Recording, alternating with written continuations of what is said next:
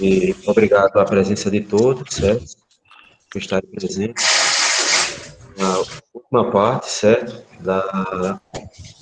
Do curso, certo? De mestrado em matemática, do discente Fernando Santos de Jesus, certo? Onde ele irá cumprir o último quesito, certo? Que é a apresentação do seu trabalho, certo? Teremos exatamente 3 momentos. O primeiro momento será a apresentação dele, certo? Que é em torno de 50 minutos de apresentação. Posteriormente,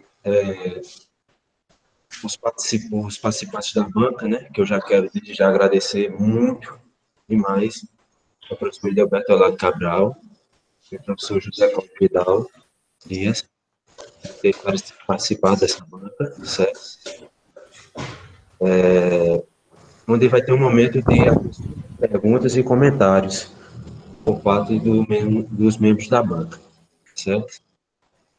Posteriormente, certo, como está online, a gente vai para uma sala reservada, eu mais os 2 membros da banca, vamos avaliar a aprovação com restrição, e reprovação do professor do Vicente Fernando Santos, né, que é um professor licenciado.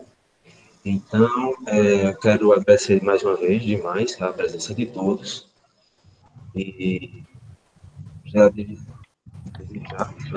boa apresentação, Fernando, se tranquilize, esqueçam assim mesmo, você é um grande trabalhador, parabéns. Então, passo a palavra para você. Obrigado, professor, e obrigado a todos. E em especial, Estão me ouvindo bem, né? Sim. Sim. Em especial a banca, o professor Edelberto, o professor Vidal, por aceitar participar, né? Corrigir o trabalho. Então vamos lá, né?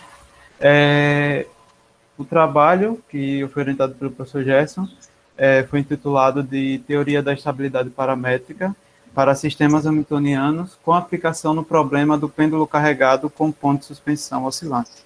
Bom, essa aplicação, gostaria de iniciar, né, falando que essa aplicação, com base no artigo publicado pelo professor Ridoberto e A. de Carlos, publicado em janeiro deste ano. Bom, então, como motivação para o trabalho, eu gostaria de, inicialmente, comentar assim, que tanto na natureza quanto na física, quando matematicamente, né, alguns problemas, recaímos em equações diferenciais ordinárias. E, como, por exemplo, situações como duas espécies convivendo em um mesmo ambiente, onde um é preso, outro é predador. E, nesta situação, existe o estudo de que maneira pode se comportar essa espécie em que a presa, no caso, não entre em extinção e que o predador não morra de fome, né? Então, essa ideia de encontrar, na verdade, nós conhecemos como estabilidade, né? E, além disso, existem sistemas de equações diferenciais ordinárias que podem ser representados na forma hamiltoniana, que eu vou explicar mais à frente, sobre a forma hamiltoniana, exato. Como, por exemplo, o problema de N-corpos, muito trabalhado na física, né? Inicialmente, eu gostaria de colocar um trecho de vídeo bem rápido de situações em que podemos ver a aplicação dessa nossa teoria, né? O primeiro exemplo é um pêndulo, que é conhecido como pêndulo fantasma, onde nós temos nas laterais 2 latas, né, que são carregadas, são eletricamente carregadas, de um lado com a carga positiva, do outro a carga positiva, e nós temos que tanto o pêndulo quanto a haste não possui nenhuma carga, e quando é ligado, no caso, a fonte de energia, né, que nesse caso é a raquete, na verdade, cria-se um campo magnético ali, e a partir disso, o o bulbo do pêndulo, né, que neste caso é essa bolinha de metal, de alumínio, papel alumínio, ela vai para algum dos lados, qualquer um dos dois, porque ela está sem carga, então ela vai receber a carga e se aproxima do, vamos dizer, o positivo, por exemplo, primeiro, sendo que, como ela ganhou carga positiva e na lata está carregado com carga positiva, e positivo e positivo se repelem, ela vai se repelir, sendo que do outro lado tem carga negativa, então ela vai se atrair para a outra lata, né? E vai ficar nesse movimento. Um ponto importante aí é que chama atenção porque o problema, se mudarmos alguns parâmetros, como, por exemplo, a distância entre essas latas, o tamanho da haste do pêndulo, até mesmo ele vai fazer a mudança já do bulbo do pêndulo, da carga aplicada sobre as latas. Então, temos várias situações que dependem de parâmetros, né, nesse sistema. Como ele vai fazer isso? Deixa eu só adiantar um pouquinho.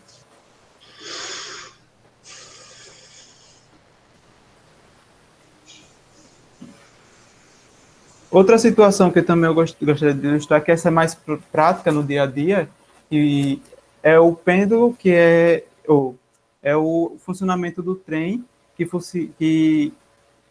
funciona por levitação magnética. E a gente vai ver aqui que, a partir de ímãs superpotentes, o trem consegue ficar levitando magneticamente e, além disso, consegue produzir o movimento dele, né? E alcançar altas velocidades. Bom, né,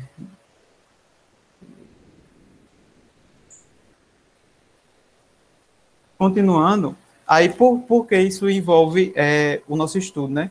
Como exemplo, eu coloquei o trabalho do Iabun, de 2004, no qual ele estuda justamente a levitação magnética de um bloco, utilizando essa base magnética aí, né? E para estudar a estabilidade do bloco, ele colocou um pêndulo, acoplou um pêndulo, e a partir desse pêndulo, ele estudou a estabilidade desse bloco. Então, isso está intimamente ligado com a situação do trem. Por quê?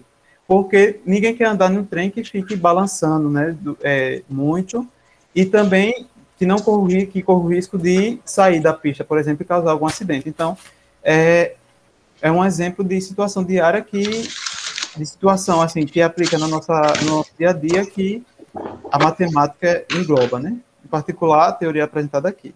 Então, vamos à teoria, né? Inicialmente, eu coloquei aqui a definição de sistemas hamiltonianos, e é um sistema de duas equações diferenciais ordinárias, onde aí nós estamos trabalhando com duas variáveis, P e Q, que é chamado de posição e momento, respectivamente, onde o Q é derivado, a posição é a derivada do momento, e o momento é igual a menos a derivada da posição, e o sistema fica determinado apenas por uma função, né, que nós chamamos de função hamiltoniana, ou hamiltoniana do sistema, onde essa é uma função real, e ela sai de um aberto em R2N mais 1, né? Bom, só questão de notação, né? Nós dizemos que N denota o grau de liberdade do sistema, e quando essa função hamiltoniana, ela independe do tempo, dizemos que o sistema hamiltoniano é autônomo. Fisicamente, isso significa que o sistema é conservativo.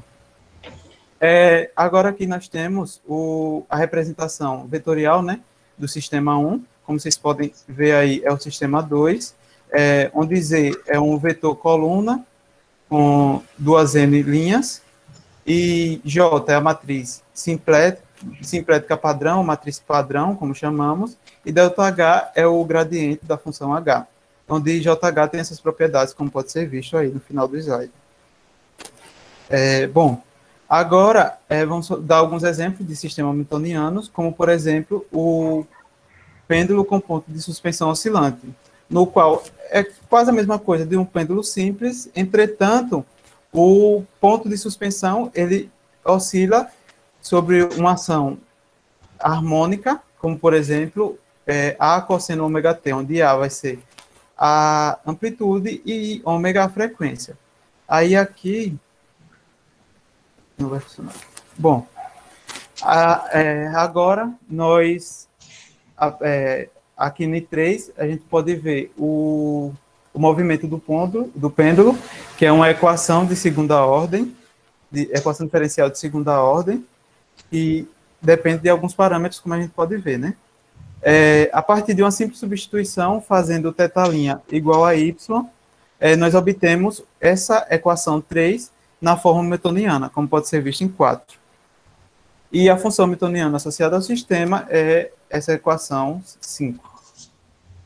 Outro exemplo interessante é o dos pêndulos simples acoplados, ou seja, temos dois pêndulos simples idênticos que são acoplados por uma mola, onde nós vamos efetuar um movimento, né, vamos dizer, no pêndulo A e ver como se comporta, né, esses pêndulos acoplados. Aí está o exemplo, não, de θA e θB é o ângulo entre a haste do pêndulo A, respectivamente, e a posição de equilíbrio, e θB da mesma forma. Bom, nós obtemos 6 aí, o sistema que representa a dinâmica dos pêndulos acoplados, onde temos duas equações diferenciais de segunda ordem, no caso, acopladas, né, porque as variáveis, né, as duas equações dependem das duas variáveis, e a partir de uma substituição, que é comumente utilizada, como vocês podem ver aí em 7, nós obtemos o sistema hamiltoniano correspondente a 6, que é esse sistema 8. É importante salientar que nós obtemos em 8 duas equações de segunda ordem que estão desacopladas, né, nesse caso. Então, em cada equação nós obtemos um sistema hamiltoniano. Como vocês podem ver aí, 9 e 8 são sistemas hamiltonianos obtidos a partir das duas equações e os hamiltonianos H1 e H2 correspondentes. Agora vamos entrar em um tipo especial, né, de sistemas hamiltonianos, que são os sistemas hamiltonianos lineares, que é descrito como essa equação aí, 11, onde J é a matriz padrão, como foi falado anteriormente, e S é uma matriz simétrica. Então, para economizar a notação, né, não polui muito, nós vamos denotar esse sistema, em vez de JS, nós vamos colocar ADT, a matriz ADT. Então, é muito interessante esse tipo de sistema, porque H é uma forma quadrática que nós estudamos, né, principalmente em álgebra linear 2, como vimos já. Bom, agora vamos entrar no ambiente geométrico de sistemas hamiltonianos, e uma parte bastante interessante são transformações de coordenadas que podemos fazer, transformações de coordenadas de sistemas cujo sistema hamiltoniano obtido, o sistema obtido também vai ser um sistema hamiltoniano. Claro que nem todas as transformações possuem essa propriedade, mas as transformações que possuem essa propriedade especial são chamadas de transformação canônica ou transformações simpléticas, e qual é a condição que ela satisfaz, né? Ela satisfaz justamente essa condição 13. No caso, uma transformação vai ser mi-simplética quando satisfaz essa relação 13 com mi, né? E quando mi é igual a 1, nós dizemos que a transformação é simplética. No caso, aqui essa notação é para matrizes, né? Então, quando esse ano da transformação satisfaz essa relação com mi igual a 1, dizemos que a transformação é simplética. Essa transformação é muito importante, né, na nossa teoria. Então, existe até um estudo para gerar esse tipo de transformação, né? São chamadas funções geradoras. Pode ser obtida a partir de qualquer função que possui esse ano diferente de zero, o determinante desse ano diferente de zero. E um teorema que é importante nessa teoria é o teorema que está aí no slide, onde temos uma transformação que leva muda as coordenadas Q e P para QP e T, nesse caso, e a função então, certo? Aí, a partir dessa mudança de coordenadas, nós levamos o hamiltoniano H para o hamiltoniano H estrela, onde nós temos que o novo hamiltoniano, ele é escrito como H mais um resto, onde esse resto menos a derivada parcial da função geradora S. Isso é importante, vamos utilizar bastante, por causa dessa função rotação, que ela é uma transformação simplética, e, no caso, quando nós rotacionamos um ângulo ômega, como a gente pode ver em 15, essa é a transformação rotação, e surge esse termo, que esse termo é em 16, que representa a oscilação harmônica. Agora nós vamos entrar no contexto de estabilidade paramétrica de sistemas hamiltonianos lineares com coeficientes periódicos. Para contextualizar, inicialmente, vamos considerar esse A estilizado aí, como vocês podem ver na primeira linha, o conjunto, o espaço, né, das matrizes AT, que aí são 2 por N contínuas e tal periódicas, com a norma aí 17, esse espaço para essa norma é um espaço de Banach, e no caso, como nós agora queremos trabalhar com sistemas que dependam de parâmetros, ou seja, essa matriz A, ela vai depender do parâmetro, e cada parâmetro, no caso, ele pode variar, né, dentro desse conjunto P estilizado aí, que eu defini. Então, no caso, nós obtemos um sistema, como está definido aí, né, Z ponto igual a AT, ρ e Z. Então, que continua, como nós estamos estudando, que é tal periódico, né? Então, como é que surge a estabilidade paramétrica, né? O que é estabilidade paramétrica nesse sentido? Estabilidade paramétrica é o quê? É quando nós temos um sistema deste modo, de maneira que esse sistema ele é estável, e, além disso, qualquer sistema próximo também vai ser estável. Aí, em que sentido esse sistema é próximo? No sentido de que essa matriz A, ela depende tanto do tempo quanto do parâmetro ρ, neste caso. Então, à medida que a gente varia o ρ, nós obtemos outra matriz e, consequentemente, outro sistema hamiltoniano, que também é tal periódico. Então, para ter estabilidade paramétrica, nós precisamos que esse sistema também seja estável para qualquer parâmetro suficientemente próximo, que é como está aí na definição, abaixo, né? Então, como é que surge o problema da ressonância paramétrica, né? O que é o objetivo desse trabalho, né? Inicialmente, como foi falado anteriormente, a gente considera o sistema hamiltoniano tal periódico, cuja função hamiltoniana associada é essa H-chapéu aí, e H-chapéu depende de 2 parâmetros escalares, μ e epsilon, onde esse epsilon é pequeno. Bom, ao linearizarmos esse sistema, nós obtemos esse novo sistema aí, linearizamos, claro, em torno de uma vizinhança do ponto crítico, obtemos esse novo sistema aí, x ponto igual a essa matriz, né, que é a matriz padrão, vezes a hessiana da matriz hessiana de H chapéu aplicada no ponto crítico, mais o resto, né, de ordem 2, e no caso, a partir de uma simples mudança de coordenada, nós obtemos esse sistema hamiltoniano linear, tal periódico em 18, onde A é dessa forma aí. Bom, na matemática, quando estamos estudando algum conteúdo que não temos ferramentas para tratar, né, abordar, nós buscamos levá-lo para um ambiente onde temos ferramentas para abordar. Então, é nesse sentido que tratamos a teoria de sistemas periódicos, né? Porque a teoria de sistemas coeficientes constantes está fechada. Então, quando temos sistema periódico, sempre tentamos olhar para sistemas... quando temos sistema periódico, tentamos olhar para sistemas constantes. E isso é a partir da teoria de Floquet, né?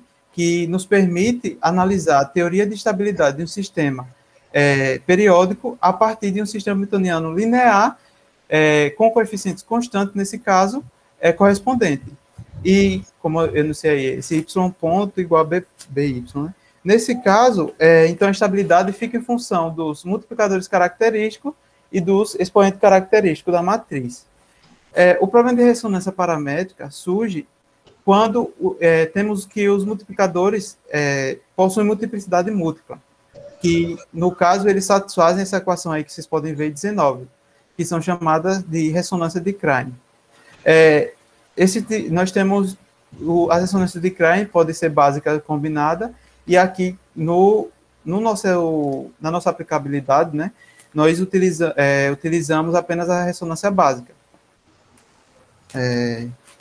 Aí está o teorema de Krain-Gelfand, que é o teorema principal, né, dessa teoria, e o que é que ele fala? Né, que para epsilon suficientemente pequeno, o sistema hamiltoniano linear é estável se somente se essas quantidades, e onde sigma j é igual a delta j, ômega j, onde esse ômega j é aquele dos multiplicadores característicos, né?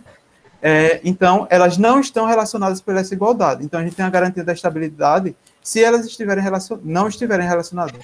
Quando elas estiverem relacionadas, aí entra o nosso estudo.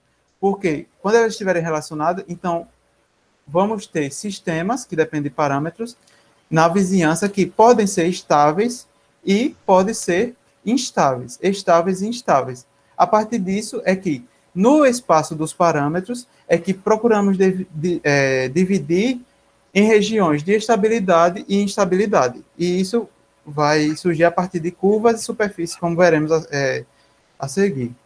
Bom, antes, vamos falar um pouco de estabilidade de sistemas hamiltonianos lineares com coeficientes constantes. O teorema principal, né, a respeito da estabilidade, esse daí, o primeiro, como vocês podem ver, que ele diz que se nós temos um sistema aí, x ponto igual a x, e no caso A é uma matriz não singular, então, no caso do sistema hamiltoniano, esse sistema nunca vai ser assintoticamente estável, e ele só pode ser estável se os autovalores forem imaginários puros e a matriz for diagonalizável, e instáveis nos demais casos.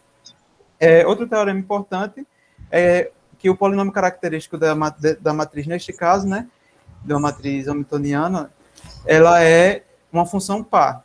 Então, se nós tivermos um autovalor, que a parte real, vamos dizer, que seja positiva, por exemplo, então, menos o autovalor também é autovalor e ele possui parte real negativa. Então, aí nós teríamos um ponto instável, né?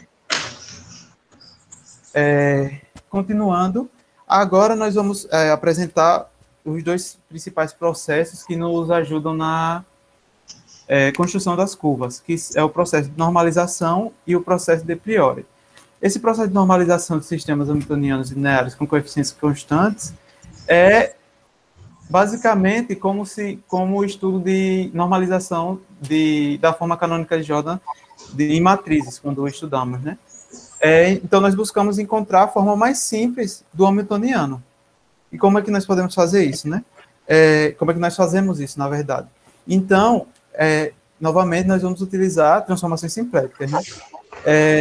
Nós temos que 21 aí, vamos considerar esse sistema com raízes imaginárias puras, lambda k e lambda n mais k, nesse caso, né? Então, a partir dessa transformação canônica aí, x igual a nj, que nós vamos expor já, como é que se obtém essa matriz n, nós realizando essa transformação, nós obtemos o sistema de uma forma mais simples, como pode ser visto aí na forma 22, que é na forma de oscilador harmônico. A matriz de normalização n é dada dessa forma aí, representada no slide, onde depende basicamente do autovalor e do autovetor associado, onde R e K são as R, K e SK asterisco, né, são as partes reais e imaginárias, respectivamente, e ΔK é o sinal desse produto interno, e KK é essa razão. Agora vamos entrar no método de priori, que esse método é bastante interessante porque a partir desse método, quando nós temos um sistema hamiltoniano com periódico, no caso, né, estamos trabalhando, a partir dele nós obtemos uma função geradora e uma transformação simplética tal periódica, de maneira que, a partir dessa transformação, nós obtemos um outro hamiltoniano associado que é autônomo. Então, a partir desse sistema não autônomo, nós podemos obter estabilidade para o sistema não autônomo. Bom, aí a função autônoma, né, que vamos obter essa função 25, como está escrito aí, e o método ele é baseado no uso da série de Lie e das transformações de Lie a partir da resolução desse sistema 26, nós obtemos a transformação, que vai ser simplética, com essas condições iniciais, e onde o resto é essa diferença entre K e H. E a função geradora, essa função W apresentada em 27. Aqui, eu apresento a forma do H, né?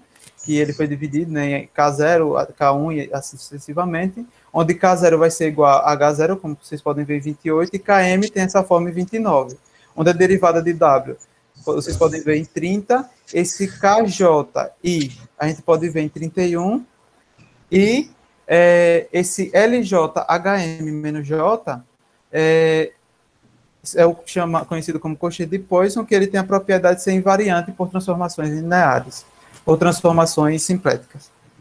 Transformações de coordenadas, desculpa. E aí, a partir disso, nós obtemos, né, a expressão para o K, que K0 tem essa forma em 34, K1 em 35 e K2 em 36.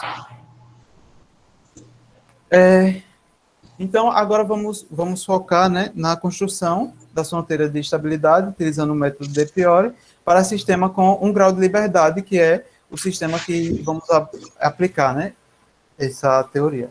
Bom, então vamos considerar um sistema hamiltoniano linear com um grau de liberdade, com um ou mais parâmetros, cuja função hamiltoniana expandida de série está aí representada em 37, e vamos considerar os autovalores aí, os lambda J, que dependem desses ômega J, que são chamados de frequência, e as ressonâncias, vamos assumir que em Mi0 nós temos a ressonância de Klein, na verdade, né? Falando errado. Então, aí aqui eu apresentei uma espécie de algoritmo, né, para a obtenção das curvas na equação de Mathieu. A equação de Mathieu é interessante no nosso trabalho porque, como o pêndulo estudado pelo professor Edelberto, ele é carregado com pêndulo com ponto de suspensão, né, oscilando, quando nós tiramos a carga desse sistema, nós obtemos apenas o sistema, o pêndulo com ponto de suspensão oscilante, que justamente quando nós modelamos, nós obtemos uma equação diferencial de segunda ordem, que é um caso particular da equação de Mathieu. Então, vamos ao processo. No processo, então, inicialmente aí, 38 será as curvas, que vão dividir o espaço dos parâmetros em regiões de estabilidade e instabilidade, em que elas vão emergir ou emanar de Mi igual a Mi0, que é onde a gente tem a ressonância de Klein, e zero, e epsilon igual a zero, né? Em seguida, nós vamos substituir a equação 38 no hamiltoniano, 37, reorganizar em potências de normalizar o termo H0, normalizar esse termo H0 para botar na forma mais simples, que é na forma de oscilações harmônicas, e a partir disso aplicar aquela rotação que vimos em 15, que eu ressaltei. E aplicando essa rotação, nós vamos excluir o termo H0, que é termo constante com relação a epsilon, né? E assim facilitando a dinâmica do problema. Em seguida, nós vamos aplicar o método de priori, o qual, como foi comentado, vamos obter uma função hamiltoniana, K, que está expressa aí em 39, onde esses K e J são séries, como vocês podem ver aí, e todos dependem dos coeficientes Mi1, Mi2 e Mi-M. É válido ressaltar que 38, como eu falei, que vão ser as curvas, né, que vão dividir o espaço, ela vai emergir do ponto Mi0 e epsilon igual a zero, e Mi1, Mi2 e Mi3 são os coeficientes que precisamos determinar para obter a curva. Então, nós temos esse hamiltoniano 39 e obtemos o sistema hamiltoniano associado a ele, que vai ser um sistema cuja matriz é essa matriz JK. Então, nós já vimos que, para ter estabilidade, nós precisamos que os autovalores associados sejam imaginários puros. E, para isso acontecer, tem que satisfazer essa desigualdade aí. K1 ao quadrado tem que ser menor ou igual que K4K20 vezes K02. E, a partir disso, então, nós obtemos a fronteira de estabilidade quando temos a igualdade, que vocês podem ver aí em 40. Então, vamos aplicar tal método, né, na equação de Mathieu. A equação de Mathieu, como vocês podem ver, em 41, ela é uma equação de equação diferencial de segunda ordem, e na forma hamiltoniana está explicitada aí em 42. A função hamiltoniana do sistema é essa função aí, 43. Então, seguindo o algoritmo, nós expandimos, né, no caso, agora nós temos como parâmetros, né, o alfa e o beta. Então, expandimos alfa com relação a beta, que vai ser a nossa curva. Substituímos ela no hamiltoniano 43 e obtemos esse hamiltoniano aí no final, embaixo, na parte de baixo do slide. Então, nós percebemos que a parte H0, ela já está relativamente simples, sendo que a partir da normalização ainda podemos simplificá-la ainda mais, que é quando o sistema não é perturbado, ou seja, o E igual a zero. Então, nós obtemos um sistema hamiltoniano linear, e é válido ressaltar que observe que essa matriz S é simétrica. Então, no caso, aí, os autovalores que são determinados são aí lambda igual a mais ou menos IM, onde esse M é a raiz de alfa zero. Então, utilizando o algoritmo de normalização que nós vimos anteriormente, nós obtemos aquela matriz N, que está aí exposta, e efetuamos essa mudança de coordenadas. E, efetuando essa mudança de coordenadas, obtemos o hamiltoniano, como vocês podem ver, aí no slide. E as ressonâncias de Klein nesse problema é justamente aí quando o 2m, né, é igual ao n, então o alfa zero vai ser igual a n ao quadrado sobre 4. Então, nesse ponto, e quando o epsilon é igual a zero, é onde as curvas vão emergir. A matriz N, né, a transformação N, ela vai ser de período 2π quando N é par, e de período 4π quando N é ímpar, e nós realizamos a rotação das coordenadas com ângulo M, nesse caso, né, e excluímos o termo H0, e a partir dessa rotação, então, nós obtemos essa função hamiltoniana aí, está explicitada em 45.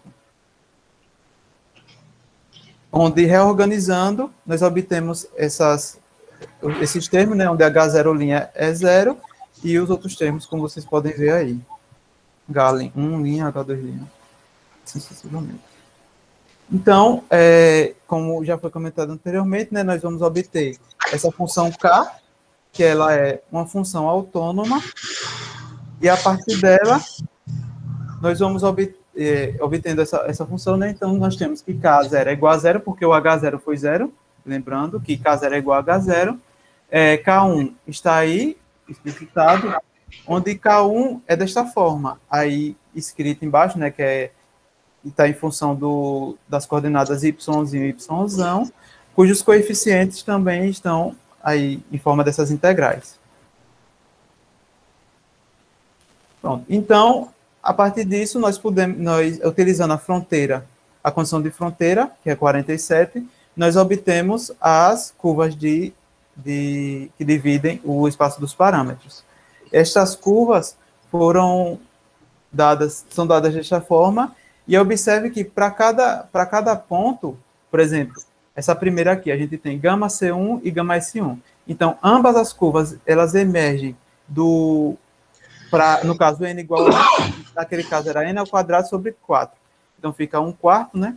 Então, elas vão emergir desse ponto e o zero, e nós teremos duas curvas saindo desse ponto. Aí, nós fizemos aí, para o caso, n igual a 1, 2, 3, 4 e 5, e obtemos aqui o gráfico, né? Quando n igual a 1, está aí a figura no espaço dos parâmetros, alfa e beta, e quando n igual a 2, no seu lado direito, como vocês podem ver. E nessa figura nós temos todos, para todos os n, né, que eu falei, de 1 até 6, no espaço dos parâmetros alfa por beta. Nesse caso é um plano, né? Agora vamos adentrar na estabilidade paramétrica de um pêndulo carregado com o ponto de suspensão oscilante, que é justamente o trabalho publicado que eu comentei inicialmente por Ade Carlos e Delberto, no início desse ano, consiste em que esse problema? Nós temos um ponto, ou um pêndulo, desculpa, com o ponto de suspensão oscilando, esse ponto S, ele está oscilando. O bulbo do pêndulo está carregado com a carga Q, e nós temos a haste, né, do pêndulo, que ela é inflexível e de massa desprezível, e nós temos embaixo uma linha, um fio, né, vamos considerar assim, carregado positivo, de maneira uniforme. A equação do movimento do pêndulo, no caso, é essa equação 48, só lembrando que esse θ é o ângulo entre a haste do pêndulo e essa reta horizontal, que é onde o ponto S oscila, né? O ponto de suspensão. E aqui, um ponto importante de perceber é que, quando Q é igual a zero, ou seja, quando tiramos a carga do sistema, nós obtemos justamente, quando botamos o seno aqui em evidência, uma equação particular da equação de Mathieu. Como eu comentei, é justamente a equação para o pêndulo apenas com ponto de suspensão oscilando. E quando temos Q igual a zero e a amplitude também igual a zero, nós temos a equação do pêndulo simples, né? No nosso problema, nós vamos considerar três parâmetros, que é o alfa, o E e o Q, que é a carga. Então, colocando essa equação 48 na forma hamiltoniana, fazemos essas substituições aí e obtemos o sistema hamiltoniano 44, que é um sistema periódico, cuja função hamiltoniana associada é esta função 50. Em seguida, agora, vamos estudar a natureza dos pontos críticos, que é obtido quando fazemos o hamiltoniano, né? O gradiente do hamiltoniano igual a zero, nós obtemos os pontos críticos da forma K0 e π, e vamos considerar restrito apenas a uma volta, né? De 0 a 2π aberto. Então, nós obtemos dois pontos críticos, que foi P1 na origem e P2, P igual a zero. E para estudar a estabilidade paramétrica, então, vamos inicialmente estudar o sistema autônomo, ou o sistema não perturbado, né? Que é quando é igual a zero. Então, quando é igual a zero, nós obtemos essa função hamiltoniana aí, como vocês podem ver, 51. E em seguida, o sistema hamiltoniano correspondente a essa função 51, né? Que é esse sistema aí, 52. A partir desse sistema hamiltoniano, aqui é relativamente mais simples, né? De resolver, porque nós expandimos essa função, H, que é a 51, em série de Taylor, truncamos ela, né? Chamamos de ordem 2, então ficamos com a constante, o gradiente de H aplicado no ponto crítico vai ser zero, e ficamos com a hessiana da função, né? J vezes a hessiana da função, que é justamente um sistema hamiltoniano linear, e a partir disso nós podemos fazer o estudo a partir dos autovalores, que para o ponto P1 nós obtemos a condição que para ter estabilidade neste ponto, precisamos que a carga seja menor que 1, e no ponto P2, para esse ponto ser estável, nós obtemos a condição de que a carga precisa ser maior que 3. Então, agora vamos estudar a estabilidade paramétrica do sistema linearizado em torno de cada um desses pontos, né, de equilíbrios estáveis. A função hamiltoniana linearizada, em torno dos pontos de equilíbrio P1 e P2, respectivamente, vocês podem ver aí, 53 é para P1, né? E no caso, aqui eu só vou falar da primeira função, porque a segunda função aí, ela é praticamente análoga, claro, com suas peculiaridades, né? Bom, então, vamos ao processo de construção das curvas de fronteiras, né? Vamos abordar a função...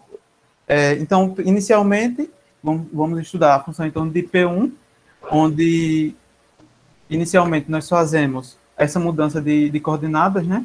Saímos das variáveis φ e eta para as variáveis x e y, e obtemos essa função 54, o novo hamiltoniano após as mudanças de coordenadas, e expandimos esse hamiltoniano em torno de E igual a zero, e obtemos esse hamiltoniano em 55, onde cada termo, né, o H0, H0, H1 e HJ estão explicitados aí em 50. Então, vamos obter a curva, né? A curva é justamente essa expressão aí, 57, e agora percebam que os coeficientes, né, da curva, que no caso são os alfa i, depende da carga, né? No nosso caso, a ressonância de Klein vai ser essa daí, alfa 0Q, que é igual a n ao quadrado sobre 4, 1 menos Q. E, novamente, vai emergir do ponto alfa 0Q quando o epsilon é igual a zero, né? O Ezinho, na verdade, desculpa. Bom, por conveniência, para as contas ficarem mais elegantes, nós fazemos essa substituição aí, 58, e obtemos o novo hamiltoniano, onde H0 está representado aí, vocês podem ver, H1 e HJ também. E reorganizando o hamiltoniano que eu apresentei anteriormente em potências de E, nós obtemos essa expressão 59, onde cada termo, né, HJ, está explicitado aí abaixo. Vocês podem ver. E como nós vamos utilizar o método de priori, então vamos inicialmente efetuar aquela rotação, que já foi comentada algumas vezes, né, para eliminar o termo H0. Então, fazemos essa rotação e obtemos esse hamiltoniano aí, 60. Onde H1, H2, H3, então aí são formas quadráticas, né? Pronto. Aí, utilizando o algoritmo, né, apresentado anteriormente, então nós buscamos os coeficientes e nós vamos encontrar eles a partir dessa função k, que é autônoma, como eu já comentei anteriormente também. E é importante salientar que agora os coeficientes, né, esse K20, K1 e K02 estão em função de Q, os alfa i e o E, onde K e J, novamente, está expresso aí, forma dessa série. E nesse problema, o K11 é igual a zero. Então, para obter a estabilidade, nós precisamos ter que, claro, os autovalores sejam complexos. Então, a equação característica aí vai ser resolvida. Então, nós precisamos que o produto entre K20 e K02 seja maior ou igual a zero. Então, para obtermos a superfície, né, que nesse caso, como espaço, nós temos 3 parâmetros, então a região, as fronteiras de estabilidade, na verdade, vão ser superfícies, que são obtidas fazendo K20 igual a zero e K02 igual a zero, obtemos duas folhas, né, denotadas por S- e S+. Onde podemos ver aqui a primeira superfície, a superfície, né, que limitam a região. Aqui, neste caso, fizemos para P igual a 1, no espaço dos parâmetros. Aqui está para quando N igual a 2, também para o ponto P1. E aqui estão as duas superfícies, né, colocadas lado a lado, no espaço dos parâmetros. E passamos um plano, né, quando o plano Q igual a -1, e obtemos essas curvas aí que delimitam as regiões, né, de estabilidade e estabilidade. E aqui está para o caso quando P igual a 2. Que, no caso, para P2, né? Aqui, na verdade, é para o ponto P2 e obtemos para quando N igual a 1 e N igual a 2. E como neste caso, para P2, lembrando que o Q tem que ser maior que 3, então passamos um plano quando o Q é igual a 5. Então, aqui estão as principais referências do trabalho. Usei bastante o livro do Markev e o livro do professor Gilberto, que está na versão preliminar. Desculpa. E também o livro do Vidal para a parte inicial. Então é isso.